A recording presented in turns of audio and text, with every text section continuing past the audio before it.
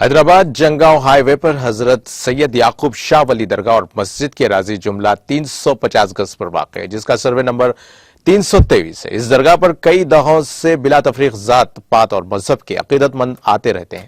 لوگوں کا ماننا ہے کہ یہاں کوئی بھی خواہش پوری ہو سکتی ہے۔ درگاہ کو ہٹانے کے لیے اس درگاہ کے درمیان سے جنگاؤں آؤٹر رنگ روڈ کی تعمیر کے لیے نشان زد کیا گیا تھا۔ جنگاؤں مسلم قائدین جناب محمد مسیح الرحمان ذاکر پٹیل اور صدر جامع مسجد کے ساتھ مل کر جنگاؤں رکن اسمبلی متی ریڈی یادگیری ریڈی سے اس درگاہ اور مسجد کے مقام کی حفاظت کرنے کی اپیل کی گئی۔ ایم ایل اے نے اس معاملے پر مثبت جواب دیا اور کہا کہ وہ خود درگاہ کا دورہ کریں گے اور معاملے کو دیکھیں گے اور مناسب انصاف فراہم کریں گے۔ محمد یعقوب پاشا، مجتہد الدین، محمد سراج، محمد اقبال، محمد اسماعیل، سید رضوان، محمد افضل، محمد جاوید اور محمد ریاض، کریم اللہ جلیل اور بابا اور دیگر نے حصہ لیا۔